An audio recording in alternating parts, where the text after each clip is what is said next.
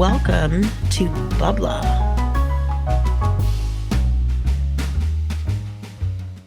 Well, hello and welcome to Bubbler Podcast, providing water cooler conversations to make you the life of the break room and office party.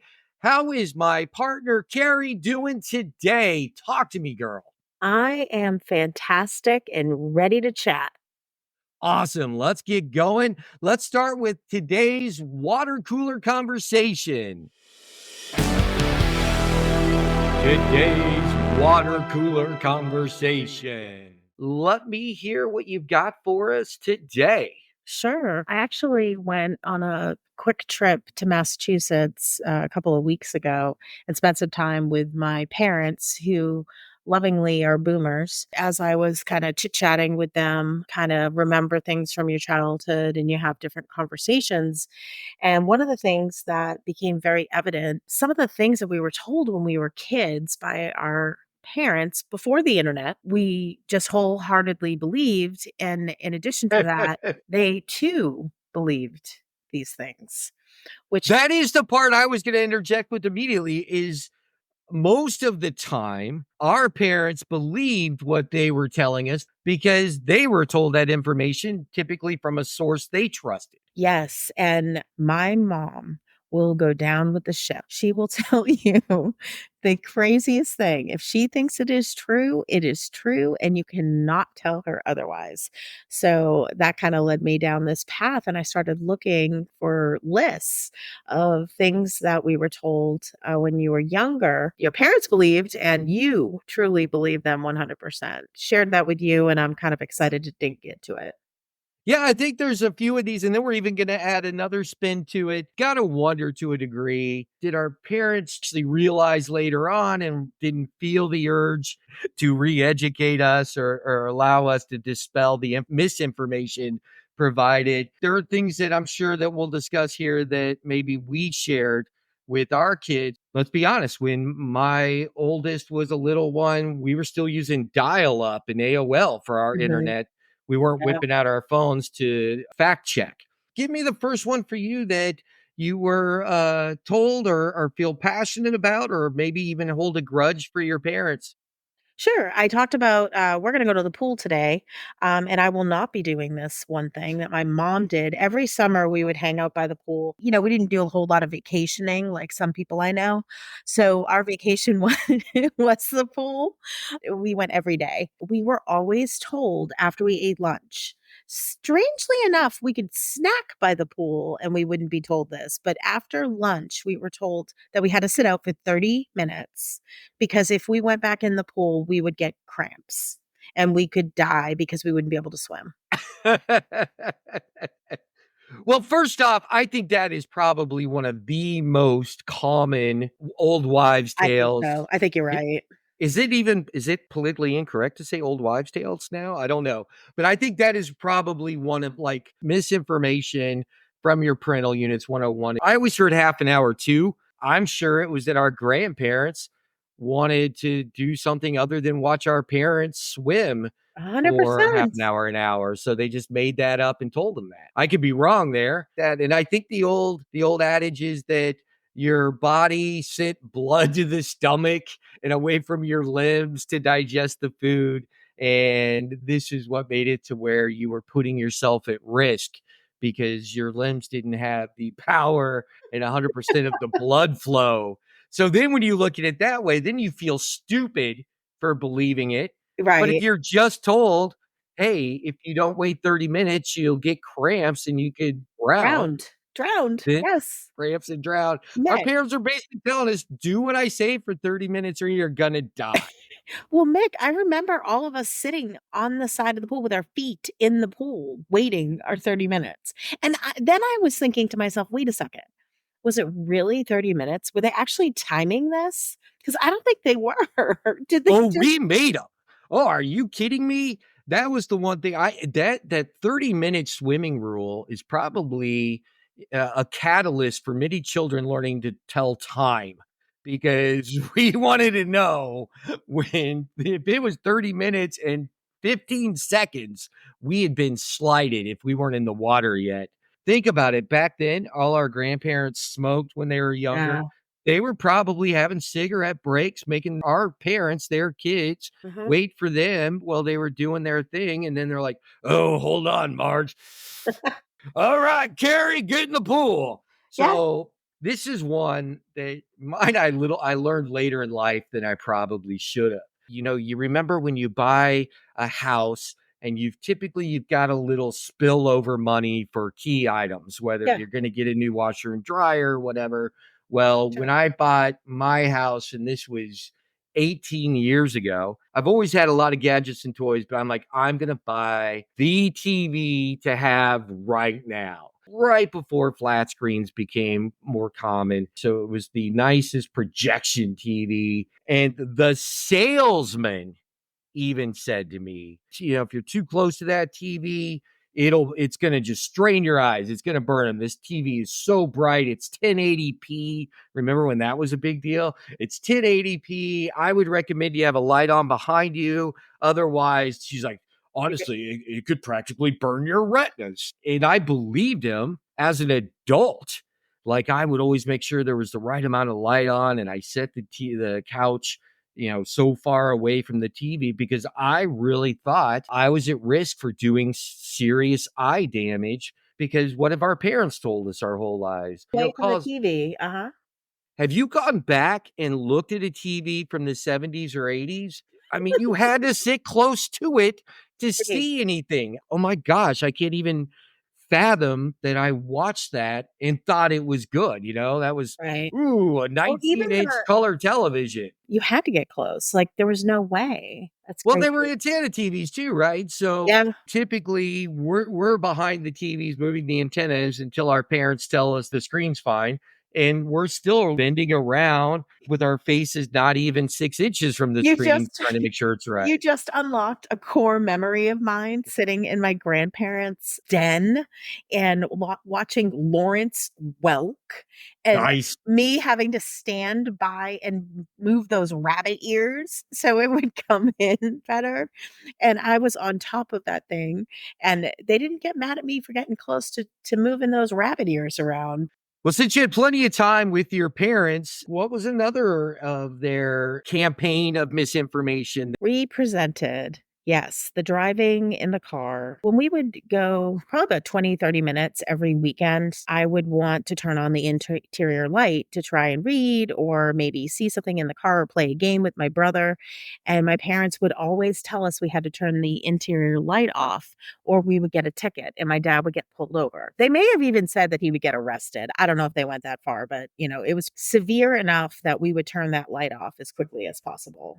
I don't remember my parents directly telling me there was any sort of legal ramifications for the interior light, but I remember, like, if it had to be turned on for something, you fixed whatever you needed to fix, got that damn light off. The parents acted like it was a big deal, like they were running guns for the mafia or something, No, because and it was seriously, and I actually thought that was true. God, even driving around now, I'm always yelling at my daughter to turn off the light in the back, and I think it's just I don't know if it's PTSD or what, but I know you won't get a ticket, but to me, it's like, "Well, turn that off because it's a distraction. You're distracting the driver." Okay, I can get behind that.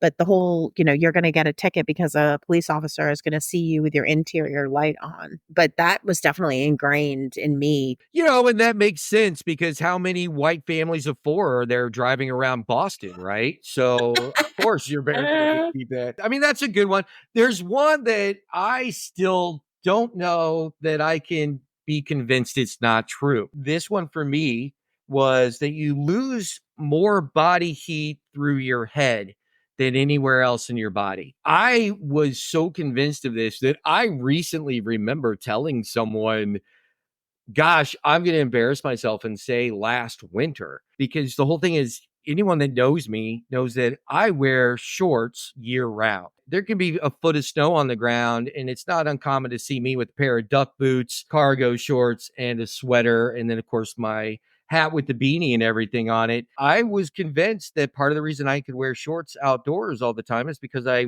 wear a knit cap. and I'd be hot. Granted, I was overweight and I had high blood pressure, so I think I was just hot all the time.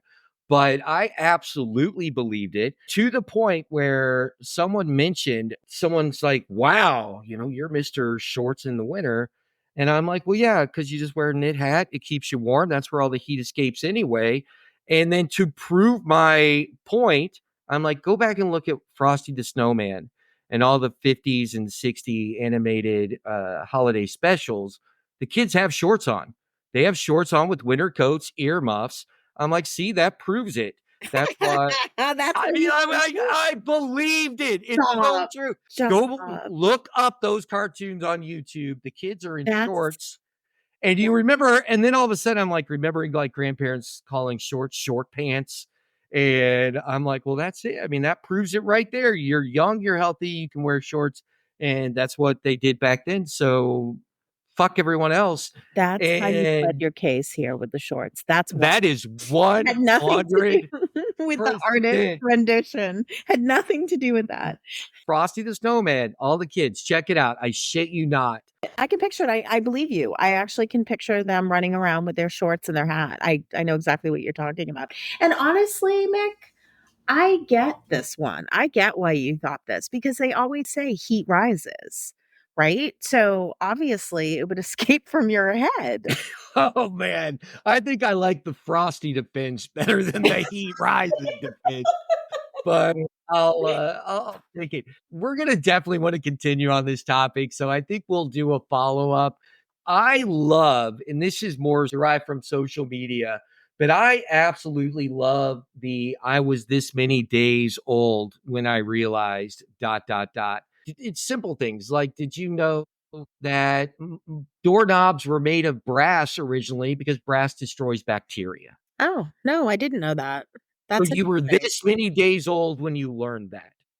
Give me one of your "I was this many days old" or fun fact of something that people probably don't know. Well, I like the kitchen ones. I like to cook and I am known for my casseroles, if you didn't know that, Vic. So I do spend quite a little bit of time, especially on the weekends, doing some cooking.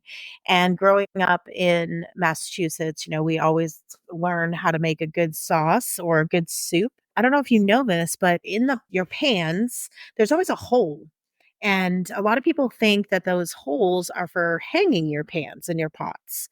It actually doubles as where you can put your spoon or your wooden spoon. So when you're stirring or you're making something, you can stick that spoon right in the hole of the pan. Did you know that? I learned that very late, and because we're not a video podcast, basically it's you take the handle and you stick it in the hole to where the fat part of the spoon Mhm. is sitting over the pot or the pan. So like if you've got a sauce, the sauce is dripping back in, nothing Mhm. has to go on the counter, which is funny because you would think if everyone knew that, then they wouldn't have those little holders for your stirring spoons and things that go on the countertop so you don't get the sauce on the countertop. So there's a whole industry and market based on people not knowing that fact. That is a really good point. I hadn't even thought about that because I don't use it to stick the wooden spoon. But when I do make pasta, two things. If you have a pasta fork or a pasta spoon, you can use the hole that's in the spoon to put your spaghetti noodles in, and it's like the serving size of for one person. The other thing is when you're making pasta, if you take that wooden spoon that you're putting in the pan hole, pan hole?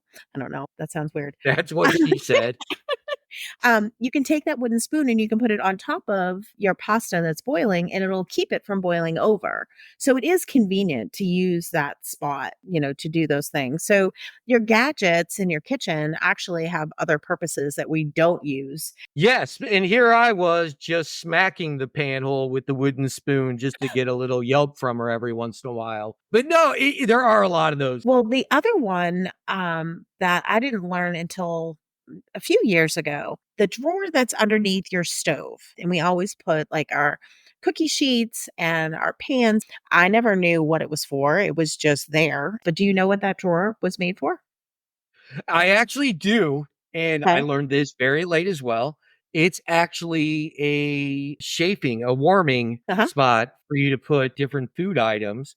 And I actually used it one holiday dinner specifically so I could tell people, did you know that that's what this is really for? Of course you did. It was a lesson. Listen, I love it. I try to make every social event both a pleasure and an educational experience, right? Because and who doesn't want to learn something when they're going out to have a good time? I like your kitchen theme. I have two real quick ones. The one that is my embarrassing one that I didn't learn it earlier in life. There is an arrow next to your gas gauge that shows you which side your gas tank's on for when you go into the filling station. And I purposely called it a filling station since I was being old timey there. And I actually was traveling for work for more than 1 year until someone pointed that out to me because of rental cars, right? I always Right. knew where my gas tank was on my car. I should have known or learned 2 weeks into using rental cars that that's what that arrow's there for. And I did not. So, mea culpa. I'm an idiot. Short bus, Mick, whatever you want to call me. I get Well, it. I don't Uh, know, when did they start doing that, I wonder? If we'll have to go back, if we do a recap. Not as recently as we hope, No. because every time I get in the car, especially if it's a slightly older car, I look and that arrow's there, and I'm like, "Ah, Do you damn it." think they added it when they, made sure that all vehicles had seatbelts? I think they probably added it when they realized more women were gonna drive, Uh, and of course, I am kidding 100%. I I know. did that Now I just for will you. say, I do appreciate not having to pump my own gas when I have somebody else with me, so I will allow it. All right. Well, I'm glad that one's allowed. I actually have one that I was this many minutes old when I learned it. If you look at a package of Tic Tacs, if you flip that lid open, there is a little spot that holds an individual Tic Tac. Are you So you, serious? yeah, so you can flip the lid, put the Tic Tac there, and hand it to someone. Oh, you don't shake it into their hand. Now you're still touching the Tic Tac, putting it in that lid. Well, unless someone can hold it upside down and maneuver it, I would just dump all the Tic Tacs on my lap. But it's still kind of a product epic fail because if I shake the Tic Tacs into your hand, the Tic Tac never comes in contact with my hand. Yeah. If I put it in that little spot in the lid for it and offer it to you, then I had to touch it. Unless you're really good at, like, remember those games when we were kids I was just that, gonna say that. Yep. like the water games where you Uh-huh. pushed them and it drive the basketball into the net Yeah. or the little rings onto it. They were typically like at a Cracker Barrel type restaurant or Yep. whatever when you're a kid or your grandparents had them because again, your social time with them should be a challenging game and educational, not just getting their love and attention. Right. And you know what? On that note, I think maybe that's a perfect way to end this. We don't know if our parents ever figured out the misinformation they were giving us or not, and we'll give them a pass for that. And I do think that this is something we're going to revisit that, something to think about. And we welcome feedback, emails, hit us up on our social media. It was Gen X, the last I told you so generation, where we just took our parents' word as gold. I'd say probably some elder millennials as well, because if you didn't grow up with a smartphone, then maybe you weren't inclined to second guess what your parents said. I mean, we didn't have Google. If my parents No. said something, I assumed that they'd be honest and not lie to me, or again, provide this parental misinformation campaign. But who knows? Something we have to really look at. Are we the last ones? Do our kids believe us automatically? No. Are they Googling it before you finish saying it? They are. They are. And here's the funny thing, Mick. You and I talked about this briefly earlier this week, and I was adamant. I was like, "No, that's not true. They believe us." No, they don't. My daughter was Googling something the other day before I even got half the words out of my mouth, and I was like, "Oh, you just proved Mick right. Thanks." Tell your daughter I love her for that. And I think that's awesome. They want facts. This is a fact driven society to a degree. And that's why misinformation has become a weapon, especially in politics. I think that our parents believed most of what they were telling us. And maybe part of it is maybe they didn't want to know that their parents were dishonest with them. Maybe. Maybe they didn't want to open that whole can of worms. You know what I want to know? Did anybody ever have a watermelon grow in their stomach from a watermelon seed? There may be something that happened that spawned that old wives' tale. Who Yeah. knows? We'll find out. So I think this is a great stopping point. Definitely don't want to go down that rabbit hole. I think I'm ready to get back to work. What about you? I'm never ready to get back to work, Mick, but yeah, I think we can wrap this one up. Let's wrap this one up and I'll catch you later in the break room. Have a Yes. great day. See ya. All right, Kerri, do you know what time it is? What time is it, Mick? It's time for Blindsided. Well, all right, Kerri, it's time for another episode of Blindsided. Oh, All right. no. Exactly, where I get to ask you a question which is kind of pitted against you without you having any prior knowledge. So I basically, in hindsight, get to destroy or demolish your answer if you don't agree with me. This is fucking fun. Today's question is, in the 1997 film Titanic, Jack Dawson, after saving Rose DeWitt Bukater, and he gives her all the space off of the floating piece of wood or door and basically just lets himself go without her asking him to stay, trying to figure out how they can both get on the board. The question that's been going through people's minds for over 25 years is, should they have both gotten on the door? Was Kate rude for not telling him to get on the door that they could both fit on it? What are your thoughts about that particular part of the ending of Titanic? I mean, come on. It wouldn't have made the movie. It was the whole point. He didn't have to get on the door. He had to die. That was part of it. If he hadn't died, he died for Rose to live in the way that she did, all of the things she accomplished. So it had to have happened that way. I don't think she was rude. It's just, and in hindsight, they should have just made the door smaller and it would not even be an issue. So you think basically the problem was the props department made a door that was too big that I do. created. I do. That's exactly what I think, Mick. They made the door too fucking big. That's the problem, right? It's like, so what are they going to do? Survive together, get a place in the burbs in New York, or worse, going to try to live with this poor artist. And after squeezing out a couple of immigrant babies, realize that this isn't the life she wanted, sneak away in the middle of the night, find a rich aristocrat that she knows through her family. That she should have married to begin with. Okay, that I get. Here's the thing. I'm not a James Cameron fan.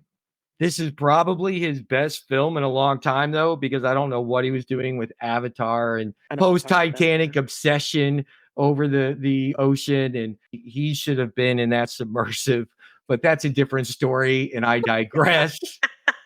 That really digressed.